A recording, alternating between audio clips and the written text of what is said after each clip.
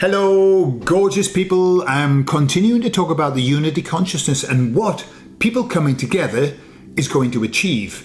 If it is that they're not going to change the structure, the old, antiquated, horrible structure, what is it going to do? What's the point? I'll tell you all about it on the other side.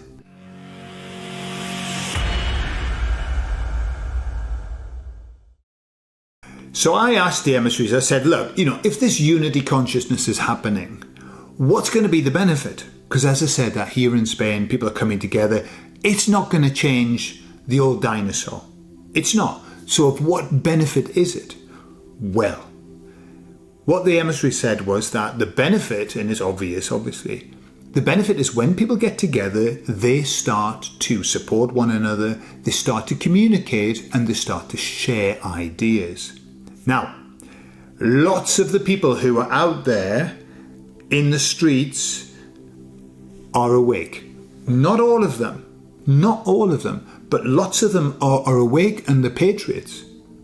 What are they going to be talking about when they're out there with all of these other people? What are they going to be saying? When you're in that situation, right? When you're in a situation where you're in a group, you become much more open to possibilities. And that's the emissary said what's going to happen is that they're going to kind of spread the VIRUS, but a good one, which is information's going to be shared, people are going to feel stronger.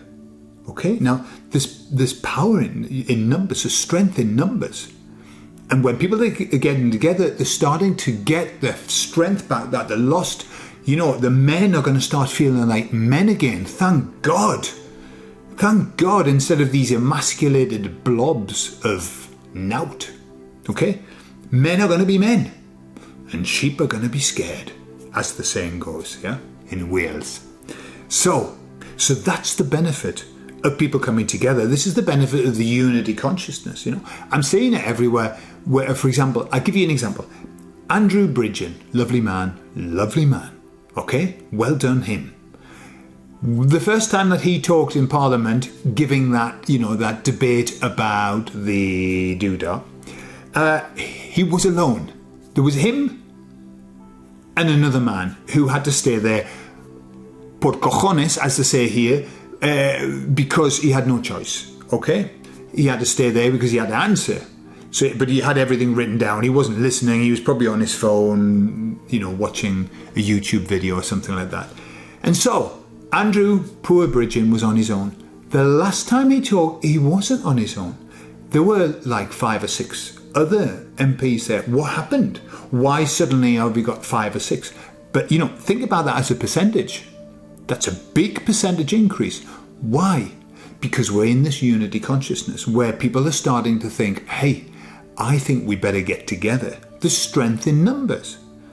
You see, I'm seeing it with groups of doctors, with groups of nurses, with groups of pharmacists, okay, who are getting together and starting to say, well, we refuse to do this now. We don't want to do this. And it's been happening for a long time, but it hasn't been happening in the way that it is now. This is what I see anyway. And this is what the emissaries are confirming, that the next stage, the stage that follows the unity consciousness, is when people start to waken up. They said it's just going to accelerate the Great Awakening. People coming together, sharing stuff, sharing information, and accelerating the Great Awakening. Now that, as they say, to use my saying, and I'll do a Geordie accent this time, yeah man, that's a good thing, right? Because it is. It's a good thing. So how are you feeling about that? Are you feeling the need to connect more? Or it's not so much just connecting, it's kind of like connecting to do something, connecting to create something, connecting to make a statement or whatever. Interesting times that we're in. Or are you still going through the dark night of the soul? Thank you very much. It's a bit shitty, but I just want to be on my own. And that's perfectly fine as well. Perfectly fine. I think there are tons of people in all of the different stages. We are lucky, are we not? And I mean that sincerely. We are lucky to have awakened. I was talking on the course that we did this weekend about the choice between being awake or being asleep. And, if you had a choice, you can go back to sleep if you want. You can go back to life the way that it was, and you won't know anything and you won't be aware of anything. Is that even a choice for us now? To go back there? Would that be, knowing what we know, would that be a happy life? I don't think so. I don't think that there's any way that we would want to go back there. So, we are lucky. We've come through. We've got this knowledge, albeit tentative knowledge, albeit knowledge that we aren't quite sure where the truth lies. But I tell you what, at least we're seeing something. The people who are asleep aren't seeing anything, except this is a miserable fucking world. That's what they're seeing. They're not any happier than us just because they're in ignorance. Ignorance is bliss, gone away now. Ignorance is, look around, shit, this is a horrible world that we're living in, and it's filled with fear. So at least all they've got is fear. What we've got at least is a bit of hope, haven't we? We've got a bit of hope that mixes with the fear sometimes. Or sometimes we're just in hope, or sometimes we're just in fear. But at least we've got flexibility of movement. They haven't. They're in fear. That's it. Miserable fucking world, scared shitless, shit my pants 3 times this week. What a horrible life, okay? What do we have? This week, I've communed with my light beings. Loads of people are saying, I connected with my guides and they told me this, that, the other. And isn't that lovely? Isn't that lovely? So, watch this space with all of the people going to the streets, all the people getting together. You know what happens? You get what's called mob mentality. Mob mentality is when loads of people get together, the IQ level drops dramatically. And that's why when you get people together, that's why the police want to separate them, don't want to get space between people, because when you're shoulder to shoulder, why? You go into fight or flight. Because people are invading your intimate space without your permission. You're getting bumped and jolted and everything.